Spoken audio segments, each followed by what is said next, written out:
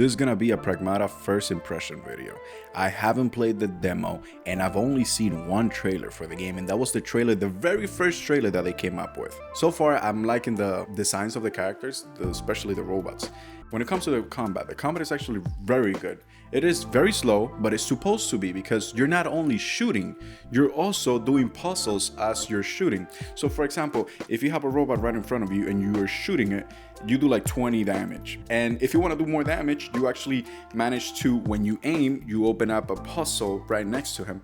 And if you manage to do whatever the puzzle is telling you to do, extremely simple puzzle, by the way, you just go up, down, left, right, whatever, until you get to the green stuff. Once you do that, it opens that enemy to more damage. It deals damage and opens the enemies to more damage. Not only does it deal damage, but you can do more damage the more blue points you get through the puzzle. It's up to you if you want to do the puzzle as fast as possible so that you can get him weakened, so that you can do more damage, or you take your time and you go through all of the blue spots and then finish the puzzle so that you do more damage when you finish the puzzle and when you shoot him. Now, in the world, you find this like mods, which are basically little things that you put into that puzzle so that you get different skills. So for example, you have one that is a yellow square that says multi-hack. If you do the puzzle and you go past that yellow little brick, you actually manage to hack not only the robot that you're hacking, but every other robot around. It tells you how many robots it can do. So I'm assuming that eventually you're gonna get a lot of these different mods or hacks so that you're gonna have the whole puzzle screen filled with different skills. And actually, I think that's pretty cool, because that is the only way for you to innovate in this puzzle mechanics, because the puzzles are very simple. It's just the fact that you have to be paying attention to the puzzle itself, to the enemy that you're shooting, and all the enemies around. So far, I've had difficulties when I'm fighting multiple enemies because they don't wait around for you to finish a puzzle. The screen doesn't freeze when you open these puzzles because you're basically just aiming. The enemies are going the same speed as they were before. I'm pretty sure there's gonna be a mod that's gonna allow you to do that. Like every time you're gonna do a puzzle, it slows down time to make it easier. I'm playing on the standard difficulty, so I don't know if on the easiest difficulty it does slow down, but so far whenever you aim at an enemy, it doesn't slow down the whole game for you to do the puzzle. Everything is going live. You're going at the same speed. So the enemies are looking at you and trying to hit you as you're trying to do the puzzle, and then you try to shoot at them, which is extremely cool. It's very engaging. The other thing that I like about the game so far is the map design. Everything looks extremely cool. Like the world is in the moon right now, but they're trying to replicate New York. So it kind of looks like New York, which is pretty cool, because Hugh, the main character, is telling Diana that he's not from New York, but every time he looks at the TV or he looks at any commercials and they show New York, it's basically like how they're making it right there. Obviously, there's a lot of differences because the printer is still broken, so there's a lot of things that are not made yet. The design on the maps is really cool. I'm liking the colors, I'm liking the combat, I'm liking the puzzles. The puzzles change a lot too, depending on the enemies. So depending on how difficult the enemies are, the puzzles get bigger. So you don't get a grid that is smaller, like 8 by 8. You get something bigger, which basically means that you have to be pressing a lot of buttons. And I like it because normally I take pride in having really fast freaking fingers. And in this game, I can prove it. Now, if you have an issue with multitasking, this game is gonna be a little difficult. You have to be able to see the enemy and do the puzzle at the same time. And if there's a lot of enemies around, you have to be paying attention to all of it because they hit hard. Your health bar is not as big as you would think, considering how intense the gameplay is. But it is fun. The puzzles are extremely fun. There's some enemies that they throw a projectile to you, and you can hack that projectile midair and send it back to them so you deal more damage, which is extremely cool. Then there's the mini bosses that they're basically like giant humans with heads that look like babies, and those take a lot more damage, which is also cool because you need the challenge. It gets boring, it gets extremely simple when it's just the smaller enemies, so they change it up a lot. I only have 5 hours and I believe I've seen around 6 different types of enemies. And then there's the boss fights. So in the boss fights, you get big ass enemy and you do the same exact thing. The only difference is that you have this big ass map for you to actually take your time to do the puzzles, or run around to get different weapons. And this is one of the cool things about the game is the weapons. You have a primary weapon that has like 5 bullets.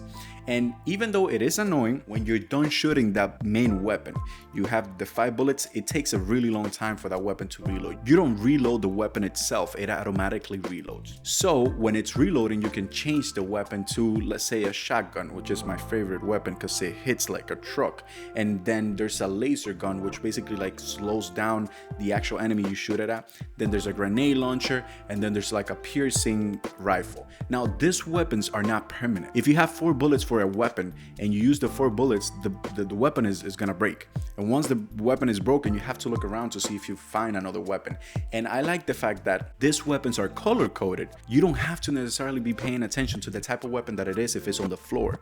The moment you go to that weapon and you see that it's red, it's gonna replace the weapon that is red on your inventory. So you don't necessarily have to be looking too much into it. Also, when it comes to the combat, I did say that it is very slow, but it is meant to be slow. You're not playing this game to do backflips and to slide and then shoot. Not really. No. You're doing a puzzle, breaking that enemy, shooting him, waiting for that enemy to try to hit you so you can get away with a dodge or jump, which is actually very cool. There's some moves that the enemies do. For you to dodge them, you have to jump instead of dodging backwards or to the sides, which is really cool. It mixes up how the enemies work and how you're supposed to be killing the enemies. The other cool thing that the game has is the music. The music is very serene, so you don't get overpowered by the music. But when it comes to the boss fights, it reminds me a lot of Ninja Gaiden, the last one that came out. Normally they always do that. When it comes to the boss fights, they go hardcore when it comes to the music, and this game does it too. Like the music, when it comes to combat, it goes really hard. The game is not open world, which is a blessing. The game is just, here's a chapter, go to this chapter, there's a small map where you're supposed to go through corners and corridors and kill a bunch of robots, and that's amazing to me. I am sick and tired of just open worlds that don't have enough. And this game does have enough in its map design, which is why I'm liking the way that they designed the game. In the map, there's things that you can find. So like, for example, XP points. I'm not entirely sure how they call it, but it's this blue orbs that you can get, which you can level up your character. You can level up Diana or your main weapon at the beginning. And you also have this little hub for you to do the level ups and for you to manage your loadouts and stuff like that. Because I am so early in the game, I still haven't really messed with the loadout, but it does give me the chance or the opportunity to go into my weapon and get a different hacking or get a different mod.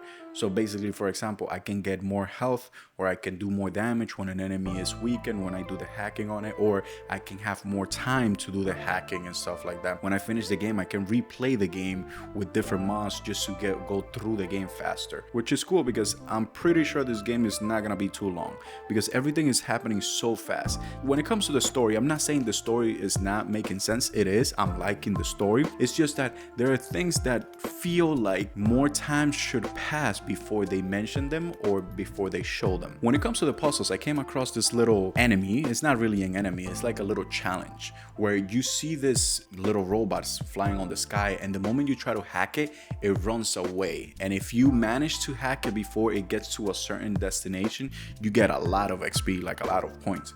And this is cool because it is challenging. That is one of the most challenging puzzles I've come across so far because it's huge. The grid for that is huge, and it doesn't let you go through certain positions, so it has to be done in a very specific way, and it's basically trial and error. So as long as you're doing it once or twice, you can manage to do it constantly. The game also gives you, on top of the hacks and the mods, the game also gives you like skills for you to do. So for example, once you beat a level, it gives you points for you to invest into a skill. It's not really a skill tree, but it's like you buy this upgrades, and one of those upgrades is whenever you weaken an enemy to a certain point, you can do like a finisher, which is extremely cool. Like, it looks really nice.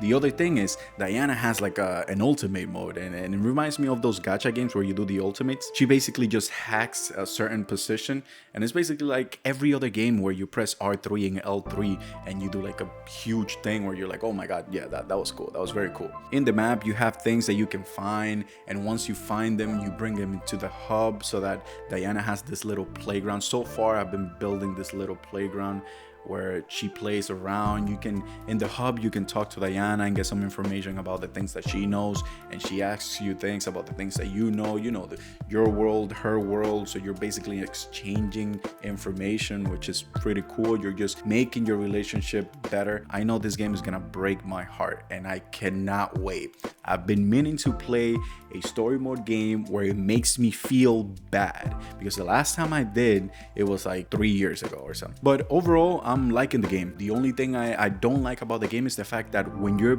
passing a chapter, when you're passing a level, if you take too much damage within that level and you want to keep going, you have to come back to the hub, recharge your health, and then go back out to the level, instead of having like checkpoints where the game heals you over time. Those same exact points that you use to go back to the hub could be used to do an automatic health recharge. That way you can have a faster pace when it comes to the gameplay. I'm pretty sure that they did this because they want to extend the time of the game, because as I said, everything is going very fast. So they want you to keep going back to the hub, talk to Diana, get her to tell you something, expand your points and whatever, upgrade your loadouts and whatever, and then go back out, which is a waste of time most times, because normally you don't have enough to upgrade anything in the middle of the chapter. These things are necessary once you finish the chapter. So I feel like if they wanted to make it any better, which I don't think they're gonna mess with anything in this game, I haven't heard anything about it, I don't think they're gonna add anything to it, but just keep in mind that if you do play the game, if you do beat the game, you're gonna have to be going back and forth when you're playing the game, instead of just finishing the chapter and your health being recharged as you go through. It doesn't work like that. You have to go back to the hub, recharge your health, and then go back out to the chapter, which is basically just breaks the pace of the game. And that's the only thing that makes it feel slow, but so far everything else has been going very fast, and I like that. The story so far makes sense to me. It's just Hugh and Diana trying to survive, trying to figure out what the hell is going on in the moon. Where are all the other people that were supposed to be there, that were supposed to greet them and congratulate them when they got there? That's as simple as it gets. Nothing huge has happened yet, but I am liking the story. It's keeping me engaged, and I am liking the combat. It's keeping me very engaged, especially when you pull off a puzzle in the middle of the fight and you feel the rush that this dude might shoot me in the face, I gotta dodge, or this guy might punch me in the face. Actually, now that we're talking about punching, that's the only thing I don't like about the game, and normally I'm expecting this from every game, but this game so far doesn't have melee.